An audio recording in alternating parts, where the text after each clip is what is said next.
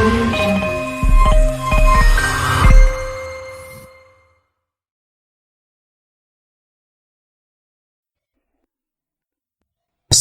warahmatullahi wabarakatuh. Innal hamdalillah nahmaduhu wa nasta'inuhu wa nastaghfiruh wa na'udzu billahi min shururi anfusina wa sayyiati a'malina. May yahdihillahu fala mudilla wa may yudlil fala hadiyalah. Asyhadu an la ilaha illallah wahdahu la syarikalah wa asyhadu anna Muhammadan abduhu wa rasuluh alladzi la rasula wa la nabiyya ba'dah. Amma ba'd. Bapak dan Ibu kaum muslimin dan kaum muslimat yang dirahmati oleh Allah Subhanahu wa taala. Alhamdulillah, puji dan syukur senantiasa kita sampaikan kepada Allah Subhanahu wa taala. Salawat dan salam kita sampaikan kepada Rasulullah sallallahu alaihi wasallam dan juga kepada keluarga beliau, para sahabat, para tabi'in, serta orang-orang mukmin yang senantiasa mengikuti beliau sampai hari kiamat nantinya. Pada kesempatan sore hari ini, kita kembali melanjutkan pembahasan kita dari pembahasan tentang akidah yang sudah kita mulai beberapa waktu yang lalu, di mana pada pertemuan terakhir kemarin kita sudah menjelaskan, atau kita masih dalam pembahasan ya, iman kepada Allah, yaitu bahwasanya iman kepada Allah meliputi 4 hal, yaitu iman kepada bahwasanya Allah SWT itu ada, kita meyakini Allah SWT itu ada, kemudian Allah SWT yang menciptakan, yang mengatur, yang memberi rezeki. Kemudian Allah SWT memiliki nama dan sifat yang mulia dan indah. Kemudian kita meyakini bahwasanya yang berhak diibadahi, disembah hanya Allah. Pada kesempatan sore hari ini kita akan menjelaskan lebih lanjut tentang hal yang keempat ini, yaitu bagaimana kita meyakini bahwasanya yang berhak kita ibadahi hanya Allah semata. Yang mana inti daripada tauhid itu sendiri atau iman kepada Allah itu adalah yang keempat ini. Bagaimana kita meyakini bahwasanya yang berhak untuk kita ibadahi hanya Allah semata. Yang sebagaimana Allah SWT mengatakan, "Wa ma khalaqtul jinna wal insa illa liya'budun." Tidaklah aku ciptakan jin dan manusia kecuali hanya untuk beribadah kepadaku. Maka kita hanya beribadah kepada Allah. Iyyaka na'budu wa iyyaka nasta'in. Hanya kepada Engkau ya Allah kami menyembah, dan hanya kepada Engkau kami mohon pertolongan. Oleh karena itu, apa itu ibadah? Ya, Bapak dan Ibu yang dirahmati oleh Allah SWT, kita perlu mengetahui ini lebih dalam. Apa itu sebenarnya ibadah itu? Karena tauhid ibadah ini mentauhidkan Allah dalam hal ibadah, di mana ibadah kita hanya untuk Allah. Ini yang sangat penting, dan dengan inilah diberikan ya, pahala seseorang. Dan karena itulah Allah SWT yang menciptakan surga dan neraka dan sebagainya. Ibadah itu mungkin sudah kita singgung pada pertemuan yang lalu. Maknanya ya, secara bahasa disebutkan oleh para ulama, ibadah itu dari kata abada ya'budu ibadatan, artinya merendahkan diri. Al-khudu' wa tadallul, artinya tunduk dan patuh serta merendahkan diri kepada Allah SWT. Kalau kita mengaku beribadah kepada Allah, yaitu menjadi hamba Allah, maka hamba Allah disebut abidun. Itu hamba, abdun, hamba Allah, Abdullah, ya, artinya hamba Allah. Bagaimana seorang dikatakan hamba Allah? Ya kalau dia tunduk dan patuh kepada Allah. Dia tunduk dan patuh terhadap perintah Allah dengan melaksanakan perintahnya, menjauhkan larangannya. Itulah ibadah. Makanya para ulama mengatakan hakikat ibadah itu adalah bagaimana seorang tunduk dan patuh kepada Allah dengan melaksanakan perintahnya dan menjauhkan larangannya. Itu hakikat ibadah. Kalau kita menjadi hamba Allah berarti apa? Kita tunduk patuh kepada Allah SWT Apa yang diperintahkan oleh Allah kita lakukan. Apa yang dilarang oleh Allah kita tinggalkan. Ini disebut dengan hamba Allah. Para ulama menjelaskan makna yang lain dari ibadah ini, makna yang lebih luas ya. Disebutkan ibadah itu adalah ismun jami' li kulli ma yuhibbullah wa yardah minal aqwal wal af'al adh-dhahirah wal batinah. Yang dikatakan dengan ibadah itu adalah nama atas segala sesuatu. Jadi ibadah itu adalah istilah untuk sesuatu yang dicintai dan diridhoi oleh Allah Subhanahu wa taala. Maka ini dua hal yang perlu kita garis bawahi. Ibadah itu adalah segala sesuatu yang dicintai dan diridhoi oleh Allah Subhanahu wa taala. Baik berupa perkataan ataupun perbuatan. Baik yang tampak ataupun yang nampak, yang nyata, yang kedengaran, yang terlihat ataupun yang batin, yang tidak terlihat. Maka ibadah itu dari pengertian ini bisa kita ambil atau kita bagi para ulama mengatakan ibadah itu ada yang sifatnya qalbiyah. Qalbiyah artinya ibadah hati kita. Hati kita beribadah. Ibadah hati diantaranya apa? Dengan ikhlas kepada Allah SWT. Ikhlas itu amalan hati. Kita cinta kepada Allah SWT. Kita berharap hanya kepada Allah. Kita takut hanya kepada Allah. Bertaubat kepada Allah. Tawakal kepada Allah. Itu semua adalah ibadah hati. Kemudian juga ada ibadah itu yang ibadah lisan. Perkataan. Yang ketika kita baca Al-Quran, berzikir, itu ibadah lisan. Kita mengucapkan ya subhanallah, alhamdulillah, wa la ilaha illallah, wallahu akbar, astagfirullah, dan seterusnya. Zikir. Itu ibadah hati. Atau kita membaca Al-Quran, atau kita mengucapkan yang baik, atau kita mengajak orang kepada yang baik, melarang orang dari yang mungkar, itu semua ibadah lisan. Kemudian ada ibadah badaniyah, badan kita, anggota tubuh kita. Ya kita misalnya tadi sholat. Ya. Sholat itu ada gerakannya. Bagaimana rukuknya, bagaimana sujudnya, bagaimana i'tidalnya, bagaimana duduk antara dua sujud, dan seterusnya. Haji misalnya, ada tawafnya, ada sa'inya, ada wukufnya. Itu semua ibadah badaniyah, yaitu ibadah yang sifatnya badan. Dan juga ada ditambahkan oleh para ulama satu lagi, yaitu ibadah maliyah, harta. Kalau kita diberikan harta, kelebihan harta oleh Allah, kita wajib berzakat kalau itu sampai 1 nisab. Atau kita bersedekah, itu juga ibadah. Maka ini ya, ibadah yang sangat banyak ya, yang mana tadi disebutkan oleh para ulama, ibadah itu mencakup segala sesuatu yang diridhoi, dicintai oleh Allah SWT. Ya, termasuk kita bekerja, itu ibadah. Kita bekerja, datang ke kantor, ibadah. Kita ada yang ke pasar, ada yang ke kebun, dan sebagainya, itu ibadah. Ibu-ibu di rumah ada yang membersihkan rumah, membersihkan pakaian, kemudian memasak, dan sebagainya. Mendidik anak, itu ibadah. Ya, segala sesuatu yang dicintai, diridhoi oleh Allah, itu adalah ibadah kepada Allah SWT. Ada sebagian orang yang dia menyempitkan pengertian ibadah ini. Menurut dia ibadah itu hanya sholat, puasa, zakat, atau haji. Atau ibadah itu hanya di masjid saja. Maka orang ini berarti telah menyempitkan sesuatu yang luas. Maka ibadah itu tidak hanya di masjid, di kantor juga ibadah. Kita di pasar juga ibadah, kita di kebun juga ibadah. Di semua lini kehidupan kita ibadah. Bahkan seluruh aktivitas kita mestinya bernilai ibadah kalau itu memang kita niatkan karena Allah dan untuk Allah. Ya, kita makan dan minum kalau kita niatkan, saya makan dan minum, berikan hak tubuh saya supaya saya kuat, bekerja supaya saya kuat, beribadah kepada Allah, maka itu dinilai ibadah. Saya tidur pun memberikan hak tubuh supaya saya bisa istirahat, besok bisa bangun dengan fresh misalnya, segar, bugar, supaya saya bisa bekerja, saya bisa sholat dan sebagainya, datang ke masjid, itu ibadah.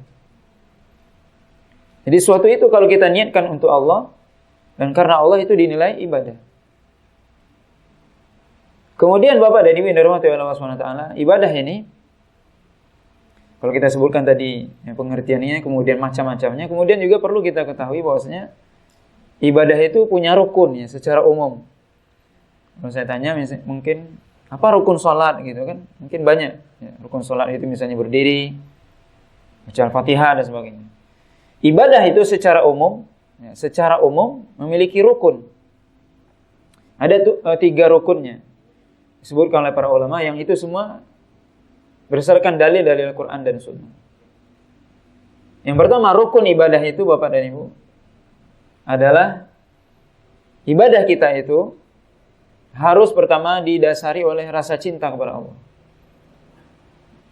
Rukun itu kan ibaratnya tiang atau dasar, fondasi dari ibadah itu. Jadi ibadah kita, apapun ibadah yang kita lakukan, mau sholat, mau puasa, mau zakat, mau haji, mau bekerja, mencari nafkah, atau apapun, harus didasari pertama karena ada rasa cinta kepada Allah.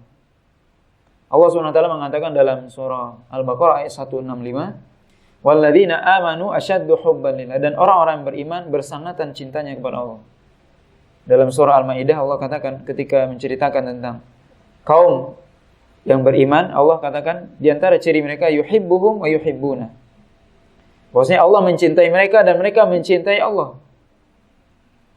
Maka seorang tidak mungkin bisa sempurna ibadahnya kecuali dia mendasari ibadah itu karena cinta. Dan kita, Bapak dan Ibu, sesuatu itu kalau dimulai dengan cinta gimana? Ya, sesuatu itu akan yang jauh terasa dekat. Yang berat terasa ringan. Itu kalau ada cinta. Coba kita lihat kalau orang, kok bisa orang itu ya baca Al-Quran 1 hari 1 juz misalnya, atau 2 juz dan sebagainya. Kenapa? Karena ada rasa cinta. Kenapa orang itu bisa bangun subuh yang ketika itu mungkin sebagian masih lelap tidur dan sebagainya. Kemudian pergi ke masjid, karena ada rasa cinta. Mungkin rumahnya jauh, tapi dia datang ke masjid. Ada yang rumahnya dekat ke masjid, nggak datang-datang. Kenapa? Ya ada rasa cinta kepada Allah SWT. Ini azan berkumandang, bergetar hatinya. Ini panggilan Allah. Ada rasa cinta datang ke masjid, ke rumah Allah. Ada rasa cinta untuk beribadah kepada Allah. Maka ibadah itu terasa ringan. Kalau tidak ada rasa cinta ini, maka sulit, berat. Sesuatu yang mungkin menurut kita ringan, itu berat. Misalnya berzikir kepada Allah Subhanallah, alhamdulillah, wala ilaha illallah, wallahu akbar. Itu ringan. Tapi kalau tidak ada rasa cinta, itu berat rasanya. Membaca Al-Quran sebenarnya ringan. Tapi kalau tidak ada rasa cinta dalam diri kita, wah berat rasanya. Maka rukun pertama Bapak Ibu, ibadah kita ini bisa sempurna, itu adanya rasa cinta kepada Allah SWT. Harus ada ini. Yang kedua, rukun yang kedua, rasa berharap kepada Allah. Berharap apa? Berharap agar amalan kita diterima. Perlu pengharapan. Kita kan misalnya bekerja, kita ingin ya apa yang kita kerjakan itu diterima oleh pimpinan. Benar yang kita lakukan. Begitu juga kita ketika kita beribadah, kita berharap ibadah kita diterima oleh Allah SWT. Allah SWT mengatakan dalam surah Al-Anbiya ayat yang ke-90, menceritakan tentang para nabi dan rasul. Bagaimana para nabi dan rasul itu beribadah? Allah SWT katakan apa? Innahum kanu yisari'una fil khairat wa yad'unana raghaban wa rahaba wa kanu lana khashi'in. Mereka para nabi dan rasul itu yusari'una fil khairat, bersegera menuju kebaikan. Jadi para nabi dan rasul itu orang yang cepat, serta-merta bergegas menuju kebaikan, menuju amalan-amalan baik. Itu para nabi dan rasul. Wa yad'unana raghaban wa rahaba. Dan mereka para nabi dan rasul itu berdoa kepada kami, beribadah kepada kami raghaban, dengan penuh pengharapan. Jadi kita berdoa kepada Allah. Berdoa, ya kita berdoa, doaul masalah sebagaimana kita sebutkan kemarin, ya. Meminta apa kebutuhan kita, berharap dengan berharap agar doa kita diijabah, diterima. Begitu juga salat kita, ini doa. Itu ibadah. Kita berharap agar salat kita diterima. Kita berpuasa, kita berharap puasa kita diterima. Kita berzakat, berhaji dan sebagainya. Kita berharap seluruh amalan itu diterima. Itu namanya ar-raja, pengharapan kepada Allah SWT. Yad'unana raghaban. Para nabi dan rasul itu berdoa kepada Allah, beribadah kepada Allah dengan penuh pengharapan agar diterima oleh Allah SWT. Maka ini penting. Ketika kita beribadah, kita berharap kepada Allah agar diterima. Dan berharap hanya kepada Allah. Ini penting juga. Kita tidak berharap kepada makhluk ketika kita beribadah itu. Termasuk ibadah sosial, kita membantu orang. Kita tidak mengharapkan balasan dari manusia. Makanya Allah katakan dalam surah Al-Insan, innama nut'imukum liwajhillah, la nuridu minkum jazaan wala syukura. Sungguhnya kami memberi kamu makan, ini orang yang berinfak ini. Kami bersedekah dengan memberi makan, tidak menginginkan kepada Anda la nuridu minkum jazaan wala syukura, yaitu balasan dan ucapan terima kasih. Jadi orang beriman itu ketika dia membantu orang lain tidak butuh ucapan terima kasih, balasan dari orang yang dia bantu.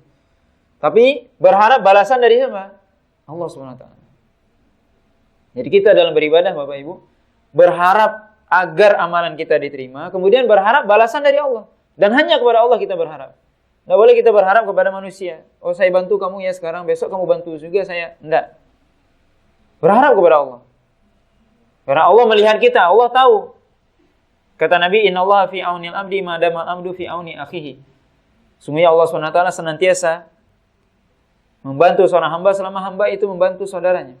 Tidak perlu kita berharap kepada manusia. Allah SWT lihat. Kalau kamu bantu saudaramu, Allah bantu. Jadi berharap hanya kepada Allah. Ini poin penting atau rukun penting dari ibadah kita. Kita beribadah, kita beramal, berharap agar amalan kita diterima dan berharap balasan dari Allah semata. Tidak berharap kepada yang lain. Dan itu menunjukkan keikhlasan kita kepada Allah SWT. Kemudian rukun ibadah yang ketiga yaitu al-khauf, artinya takut. Sebenarnya tadi disebutkan dalam ayat tadi, wa yad'unana raghaban wa rahaba. Mereka para nabi dan rasul itu berdoa kepada kami raghaban. Raghaban artinya penuh harap tadi. Wa rahaba, rahaba artinya rasa takut. Maka orang yang beriman itu dia beribadah kepada Allah SWT, ada rasa takutnya kepada Allah. Takut apa? Takut kalau seandainya amalan ini tidak diterima. Jangan-jangan amal ibadah ini salah, nggak sempurna. Khawatir dia. Itu orang yang beriman.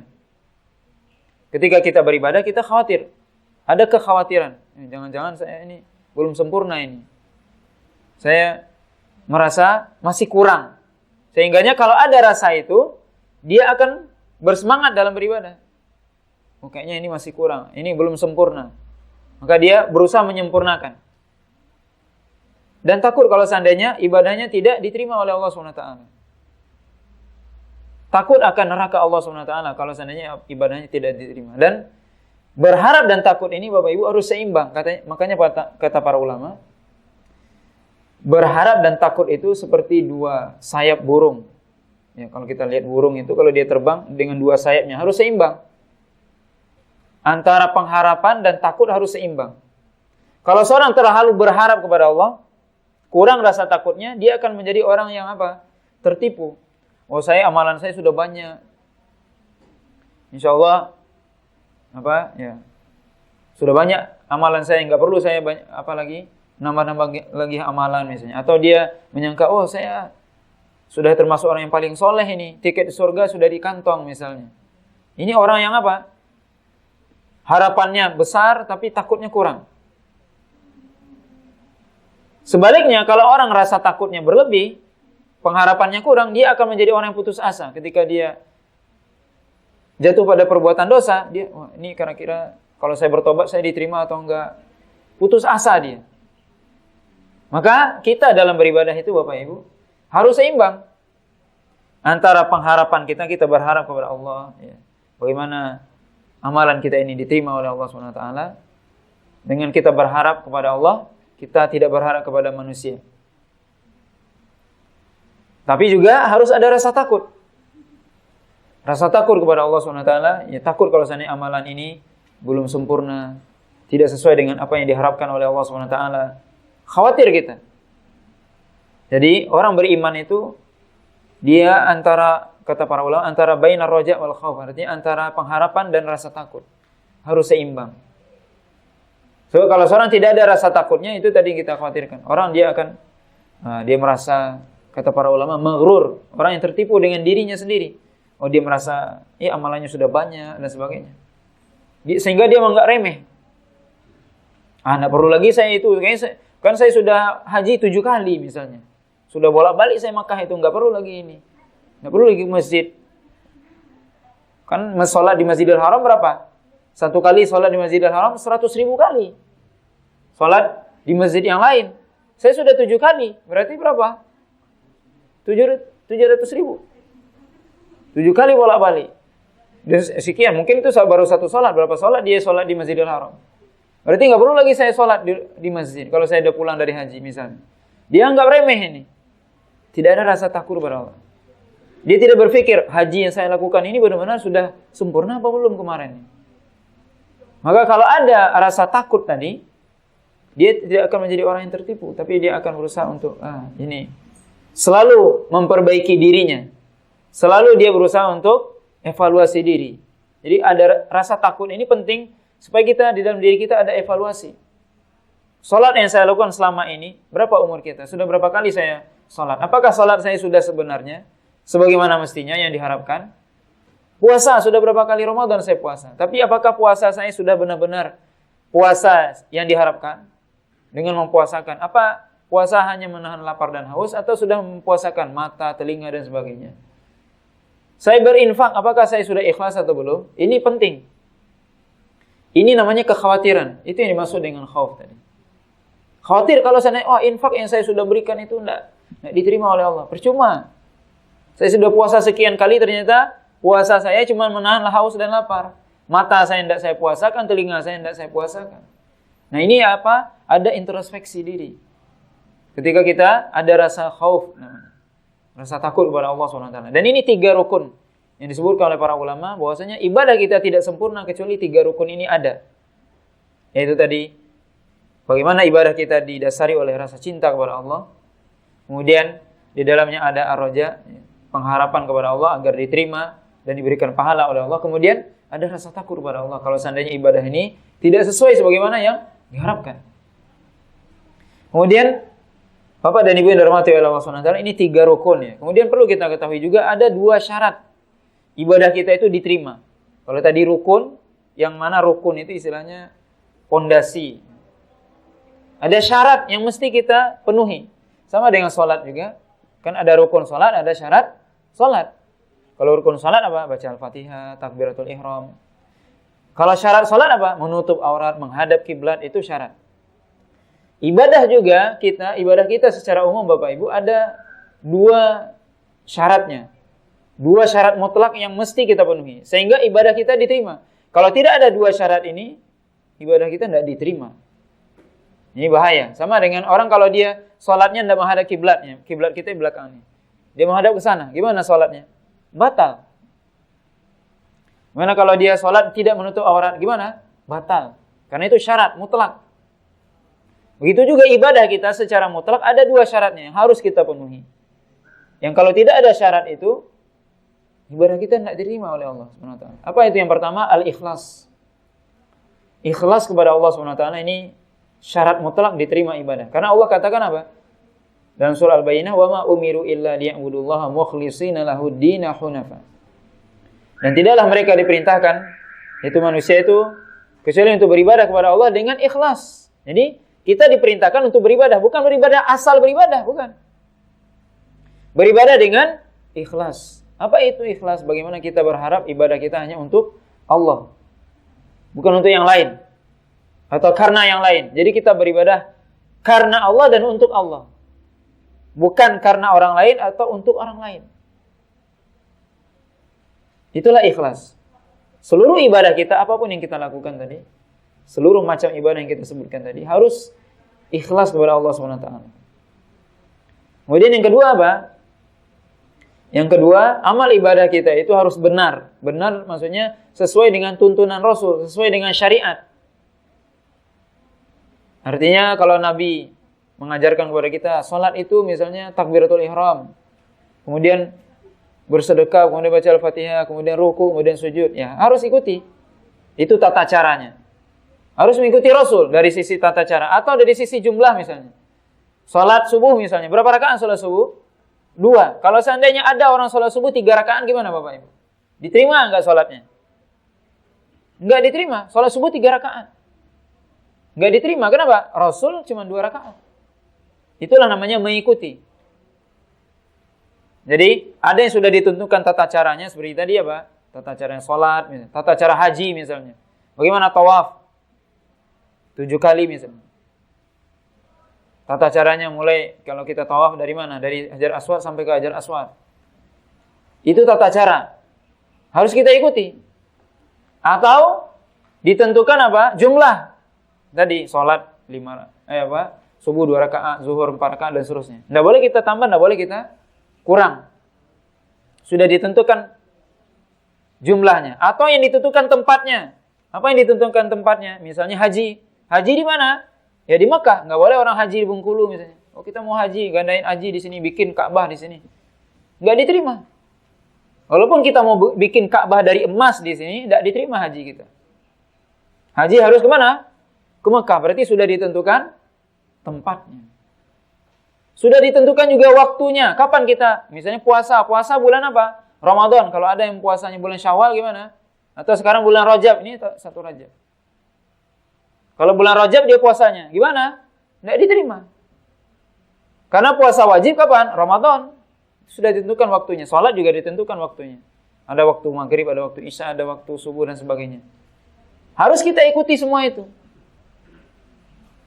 Maka Bapak dan Ibu yang dirahmati oleh Allah SWT, amalan ibadah kita ini tidak mungkin sempurna, tidak mungkin diterima oleh Allah kecuali dengan 2 syarat tadinya. Yaitu ikhlas kepada Allah SWT, seluruh ibadah kita karena Allah dan untuk Allah. Harus itu. Kemudian yang kedua apa? Mengikuti syariat, mengikuti tuntunan Nabi SAW. Nabi SAW mengatakan apa? Man amila amalan laisa alaihi amruna fahuwa raddun. Siapa saja yang melakukan satu amalan, yang amalan itu tidak sesuai dengan apa yang kami ajarkan, kata Nabi, fahuwa raddun, maka amalan itu apa? Ditolak. Jadi kita Bapak Ibu melakukan, coba misalnya ini ya, kita, kalau saya kan guru ini, saya suruh murid saya misalnya, tolong kerjakan ini, tolong bikin misalnya persegi panjang, yang dibikinnya apa? Bulat. Kira-kira diterima atau tidak? Enggak diterima, karena enggak sesuai aturan, enggak sesuai dengan yang diminta. Begitu juga kita di sini misalnya, pimpinan bilang bikin ini, tapi kita bikin yang lain, diterima atau tidak?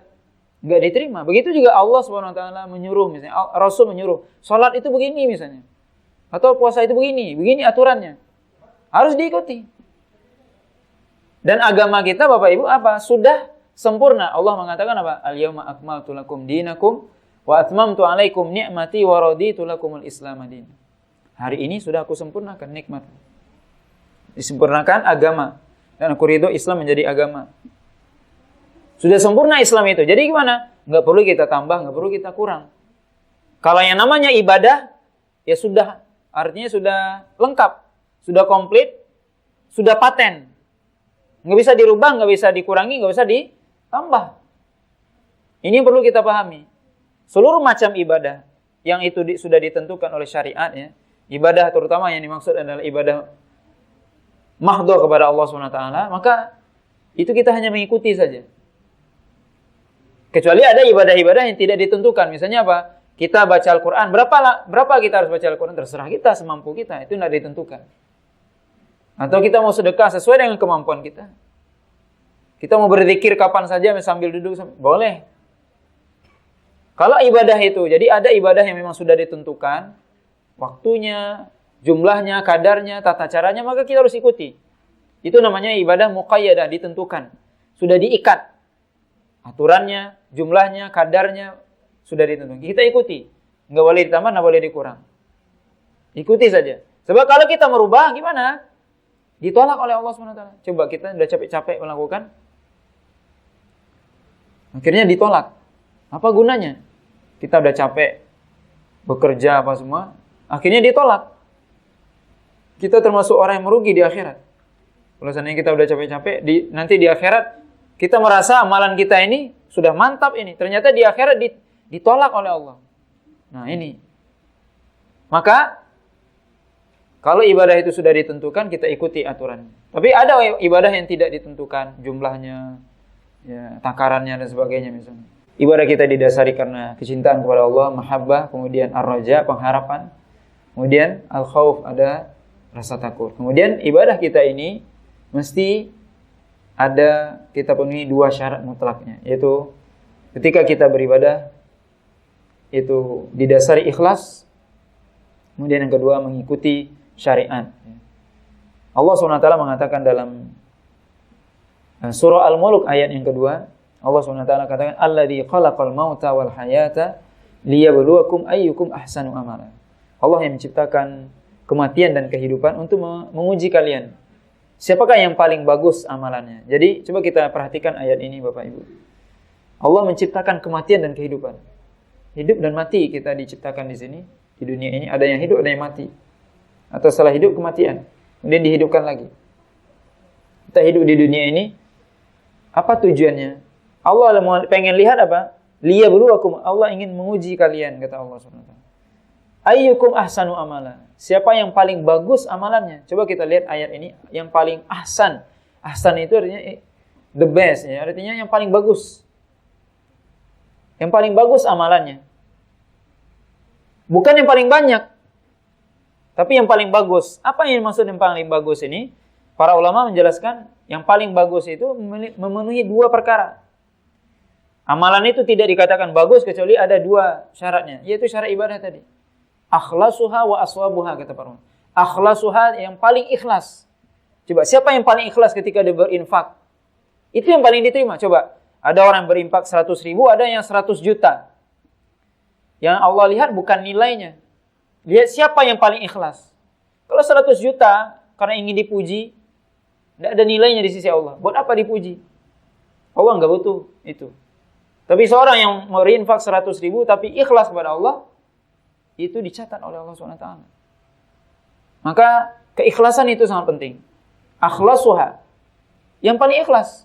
Salat misalnya, dia mampu menjaga salatnya 5 waktu saja, tapi ikhlas, itu lebih baik daripada orang yang dia banyak salatnya. Salat malam iya, salat duha iya, tapi tidak ikhlas. Salat malam supaya dipuji orang, oh saya si fulan ada salat malam dia. Duha juga begitu, kelihatan sama orang. Tidak ada gunanya. Ada orang yang cuma puasa Ramadan saja, puasa Senin Kamis, tidak ada dia. Tapi ikhlas, lebih dicintai oleh Allah daripada apa? Puasa Senin Kamis iya, puasa 3 hari setiap bulan, tapi tidak ikhlas. Tidak ada gunanya. Tentunya yang paling utama banyak dan ikhlas. Tapi kalau kita mau yang Allah sebutkan tadi apa? Yang paling ikhlas, itu yang pertama, yang dilihat. Akhlasuha. Kemudian apa yang kedua? Aswabuha, yang paling benar. Jadi yang paling benar itu gimana? Yang paling mengikuti syariat, yang paling mengikuti Nabi. Cara Nabi misalnya takbir kayak mana? Yang paling benar tentunya. Sama dengan kita mengajarkan kepada anak kita dan sebagainya. Gimana kita ajarin? Kita lihat mana yang paling benar di antara anak ini yang dia lakukan. Itu yang kita suka. Begitu juga Allah SWT. Nabi mengajarkan sholatnya yang paling benar, begini caranya, begini duduknya, begini sujudnya. Yang paling bagus adalah yang paling benar. Yang mengikuti syariat, yang mengikuti Nabi SAW. Bapak dan Ibu yang dirahmati oleh Allah SWT, maka ini ya pembahasan kita mungkin pada sore hari ini. Yang berkaitan dengan ya ibadah ya secara singkat ini. Mungkin sedikit seluk-beluk mengenai ibadah, makna, macam, kemudian dasar, rukun dan syaratnya yang kita sampaikan secara singkat, secara ringkas. Tentunya dengan harapan agar kita semua ya bisa menjadi hamba Allah SWT yang benar-benar ibadahnya itu memenuhi rukun dan syarat tadi, sehingga kita semua ingin ibadah kita itu tentunya diterima oleh Allah SWT. Mungkin ini yang bisa kita sampaikan pada kesempatan sore hari ini. Kalau misalnya ada pertanyaan dari Bapak atau Ibu, ya kita persilakan.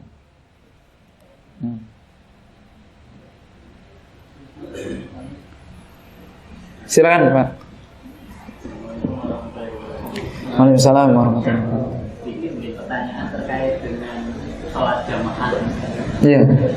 Pernah baca ataupun pernah ngalami sendiri ketika di masjid terkait dengan anak itu memutus sholat. Apa terkait? Memang ketika baca juga staff itu mulai dari dewasa dan seterusnya, anak, terus wanita. Tapi nah sebenarnya bagaimana penjelasannya itu? Apakah itu case by case atau bagaimana? Misalnya ini dalam satu kasus nih, orang tua ingin mendidik anaknya untuk sholat jamaah, dan kebetulan dia itu datang lebih awal dalam suatu sholat jamaah. Terus kemudian sudah mulai takbir, makmum ini sudah mulai takbir mulai. Terus datang makmum ikut masuk ke dalam satu Sof. itu statusnya itu bagaimana atau Iya. terkait soft tadi? Iya. Iya, insya Allah. Iya, bagus pertanyaan bapaknya. Ya, tentang sholat berjamaah. Tentunya salah satu kewajiban kita orang tua itu mendidik anak. Salah satu pendidikan adalah pendidikan sholat, itu yang paling utama. Dan mengajak mereka juga sholat berjamaah ke masjid. Ya, terutama yang laki-laki. Tentunya soft itu, Bapak Ibu, atau sebelumnya anak manakah atau berapakah umur anak yang sudah boleh atau pantas kita bawa ke masjid, itu penting. Karena itu menjadi polemik juga di sebagian masjid. Pengen di satu sisi tadi mendidik anak, bawa ke masjid, tapi di sisi lain anak-anak ribut, bikin orang nggak khusyuk, ribut dia lari-lari gimana, iya kan? Akhirnya orang, ini gimana mau sholat Jumat, mau sholat tapi orang anak-anak ribut kayak pasar aja. Nah, tentunya aturannya sudah ditetapkan ya dalam hadis Nabi. Ya, Nabi itu gimana, Pak? Anak-anak itu kalau kita ingin mengajak mereka untuk sholat dan memasukkan dia ke dalam shaf, mestinya anak itu sudah mumayyiz namanya. Mumayyiz itu ya sudah bisa membedakan yang baik yang buruk. Ya kalau mungkin boleh kita katakan umurnya 6 sampai 7 tahun lah. 6-7 tahun mulai. 6 atau 7 tahun. Dia sudah mulai sekolah lah. Dia udah tahu ini benar, ini salah. Dan bisa kita bilangin, nak diam, dia diam. Itu anak yang seperti itulah yang kita bawa ke masjid. Adapun anak yang masih umur 2 tahun, 3 tahun itu belum paham. Nggak usah dibawa ke masjid. Ya. Kenapa? Karena anak seperti itu pasti lari-lari nanti itu. 2-3 tahun, begitu, 4 tahun itu belum paham. Jadi dia akan lari-lari ke masjid dan sebagainya. Itu nggak usah dulu dibawa. Ataupun kalau kita mau bawa, ya, itu kita suruh dia di belakang dan sebagainya. Tidak masuk shaf. Karena apa? Karena mereka belum bisa dikatakan sholat, beribadah. Kalau anak 6-7 tahun mereka sudah disuruh sholat. Karena Nabi mengatakan, muru auladakum bis sholat, wahum abna'u sab'un. Suruh anak kalian sholat kalau mereka sudah berumur 7 tahun. Berarti kalau anak sudah 7 tahun boleh dia sholat. Kalau dia boleh sholat berarti apa? Dia masuk shaf, sah shafnya.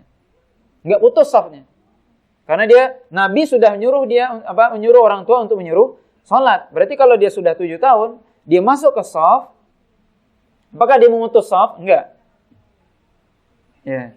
Tapi kalau di bawah itu, atau 6 atau 7, itu enggak apa-apa. Karena memang ada seorang sahabat di zaman Nabi, beliau jadi imam umurnya masih 6 tahun itu. 6 tahun. Tapi sudah jadi imam karena dia hafal Quran. Ya, maka, kata para ulama, ya 6 atau 7 tahun, sudah mumayyiz namanya, bisa membedakan. Kalau kita mungkin usia sekolah lah, PAUD atau SD, itu sudah bisa. Dengan syarat tetap kita pesankan ya, kepada anak itu untuk tenang dan sebagainya. Dan tentunya kita kalau bisa bawa anak, kita berada mungkin di pinggir begitu. Itu kita usahakan. Adapun kalau anak ini gimana kalau mereka kita gabung aja di shaf di belakang semua gitu kan. Bapak di depan, anak-anak di belakang. Bisa saja kalau memang mereka tadi sudah mumayyiz tadi bisa aja. Boleh ya. Tapi kalau tidak, kalau ada kekhawatiran justru mereka main-main malah, kalau ketemu mereka dengan mereka, justru gimana? Mestinya kita, tidak apa-apa kita selipkan antara orang dewasa. Tidak apa-apa. Asalkan jangan dia di belakang imam. Nah ini. Jadi yang di belakang imam ini, itu orang-orang khusus, bukan sembarangan. Yang di belakang imam, shaf di tengah itu orang yang sudah paham sholat, orang yang berilmu. Ya. Makanya Nabi mengatakan liyalini minkum ulil ahlami wan nuha. Hendaknya kata Nabi yang dekat denganku kata Nabi apa? Adalah orang yang ya orang yang sudah tua dan orang yang paham.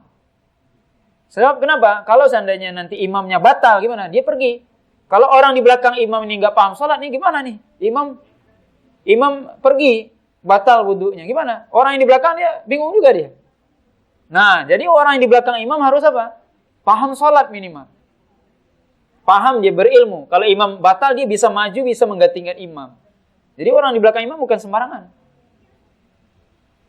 Ya makanya kita bisa lihat kalau di Masjidil Haram gimana tuh? Di belakang itu dijaga sama askar. Ini tempat para ulama ini. Nggak boleh di belakang imam itu sembarangan orang. Hah? Oh enggak, beliau pergi aja. Imam kalau batal gimana? Ya dia pergi aja. Kemudian makmum di belakang maju dia. Makmum di belakang maju. Kecuali kalau dia pas sujud gimana cara orang tidak ada yang lihat ini. Mungkin tidak apa-apa dia tarik orang di belakang. Jadi boleh imam itu dia pergi saja.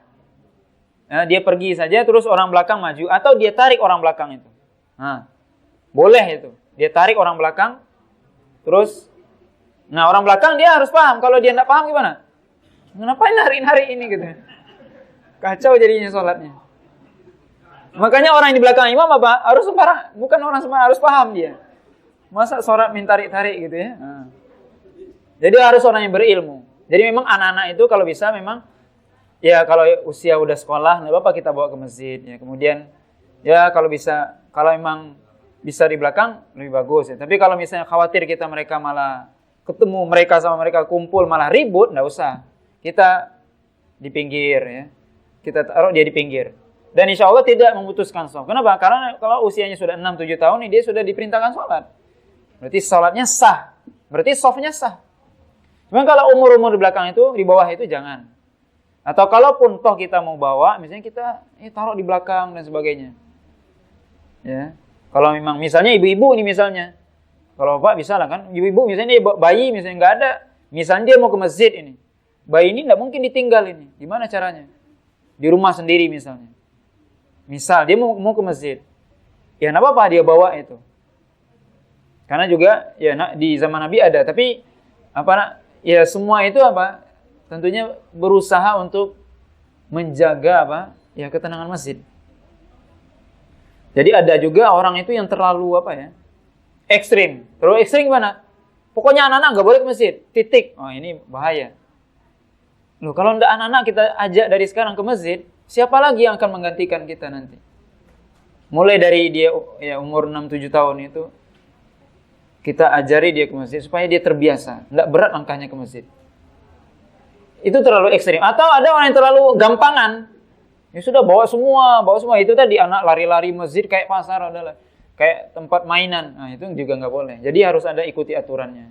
Kita peringatkan anak-anak ya. Kita pesenin itu anak-anak kita. Kalau kita yang bawa kan kita yang pesenin, nak kalau kamu ke masjid, tolong gini. Kalau perlu dikasih ini, kalau kamu nanti nakal atau melanggar aturan, besok nggak dibawa lagi. Atau dikasih hukuman, begitu caranya. Supaya mereka paham, oh ini masjid loh. Nggak sama dengan rumah, kalau rumah kita mau lari-lari, monggo silakan. Tapi kalau ini masjid nggak boleh, rumah Allah. Nah kita sampaikan kepada anak itu. Nah ini kita mau masjid di rumah Allah. Nggak boleh kita lari-lari. Sampaikan itu. Insya Allah anak-anak itu paham dia. Kita berikan pemahaman. Sekali, 2 kali, 3 kali. Mudah-mudahan dia paham. Sehingga mereka bisa teratur, tertib di masjid. Nah, Allah a'lam. Ya, silakan. Saya pernah dengar ada hadis yang menceritakan bahwa Rasul itu sambil imam menggendong cucunya. Apakah itu betul? Kemudian kira-kira umurnya berapa waktu itu? Ya, pernah Nabi memang ketika sholat ini pernah, yaitu datang ketika itu sujudnya, datang Hasan atau Husain, Nabi sujud, kemudian Hasan ini atau Husain ini duduk di punggung Nabi, main kuda-kudaan ketika Nabi sujud. Jadi Nabi lama sujudnya jadinya. Para sahabat ketika itu dikatakan merasa gelisah, tapi akhirnya setelah sholat Nabi bilang, aku tadi sujud lama karena ini cucuku ini tadi dia berada di punggungku. Nah, jadi Nabi tidak ingin segera menginginkan sampai dia selesai. Ini menunjukkan di satu sisi juga Islam itu ya rahmat lil alamin, maksudnya ya mencintai anak-anak. Enggak boleh kita kasar dan sebagainya kepada anak. Karena sekali lagi anak-anak itu yang akan melanjutkan kita. Cuman dikasih aturan ya. Boleh ya itu datang ke masjid. Bahkan Nabi pernah ketika berkhutbah ini datang Hasan dan Husain, Nabi turun sebentar. Digendongnya anaknya itu, cucunya itu. Kemudian lanjutkan khutbahnya. Nah, ini juga pernah. Ini dibolehkan. Ya kalau khutbah itu boleh imam itu dia turun dulu atau apa. Karena memang di zaman Nabi misalnya Nabi pernah ketika khutbah, ketika itu datang orang Arab Badui, kemudian Nabi berkata kepada Nabi, "Wahai Nabi, berdoalah karena kita nih kemarau panjang." Kemudian Nabi berdoa. Atau pernah Nabi juga ketika berkhutbah ada orang yang masuk masjid, dia dia langsung duduk. Kata Nabi, sholat dulu, sholat tahiyatul masjid. Itu Nabi ketika berkhutbah tuh, Nabi bentikan sebentar terus tegur orang itu. Dan ini sebenarnya juga mungkin jarang terjadi ya. Khatib misalnya khutbah Jumat misalnya, kalau anak-anak ribut boleh dia tegur itu. Dia berhentikan khutbahnya sebentar, dia bilang, "Anak-anak tolong diam." Boleh itu. Itu bukan suatu hal yang terlarang. Yang dilarang ngomong siapa? Jemaah. Makmum itu yang enggak boleh. Dia diam saja dengar. Tapi kalau imam atau khatib boleh dia. Nih, tolong anak-anak di belakang diam. Nah, begitu boleh itu khatib ya. Sebenarnya Nabi itu lakukan ya. Nah, jadi ya pernah Nabi seperti itu. Kemudian juga pernah Nabi itu menggendong cucunya. Namanya Umamah ya. Umamah. Anaknya Zainab. Ya, Zainab itu putri Nabi, putri Nabi namanya Umamah. Maka anaknya dari Zainab ini namanya Umamah. Nabi pernah menggendong itu ya, ketika sholat. Artinya ini dibolehkan. Kalau memang itu dibutuhkan. Ini ibu misalnya aku mau sholat nih, anak ini rewel nian. Kalau tidak digendong, rewel dia, nangis dia, teriak dia. Boleh digendong ketika sholat itu. Tapi ketika sujud, ketika ruku ditaruh, mau diberikan atau diduduin, kemudian dia ruku. Ketika dia i'tidal diambil lagi. Ketika sujud ditaruh lagi. Begitu, itu dibolehkan. Tapi tentunya itu tidak selalu, artinya itu dibolehkan. Dibolehkan maksudnya ya kalau ada keadaan-keadaan tertentu yang memang kita harus itu, ya keadaan-keadaan yang ya genting. Tadi kan ibu-ibu di rumah sendiri dia mau sholat, mau gimana nih, anak ini rewel nian misalnya. Tapi kan tidak mungkin tiap hari rewel. Nggak ada kakaknya, nggak ada bapaknya yang bisa gendong dia misalnya. Atau dia sakit misalnya, dia anak lagi sakit nih gimana? Ya udah gendong sholatnya. Jadi tidak ada istilah, saya nggak sholat ini karena anak lagi sakit. Nggak ada istilah itu. Sholat, gendong anaknya. Sholat itu nggak boleh nggak boleh diundur-undur. Apapun alasan, nggak ada alasan. Saya sakit, ya sholat ketika sakit. Semampunya. Anak sakit, sholat, gendong anaknya. Nggak apa-apa. Nah, ini kemudahan yang Allah berikan kepada syariat ini. Kalau ada memang kondisi-kondisi tertentu yang tidak normal, yang kita membutuhkan itu dibolehkan. Nah, Allah. Nah, silakan Bapak Ibu kalau masih ada pertanyaan. Ibu-ibu.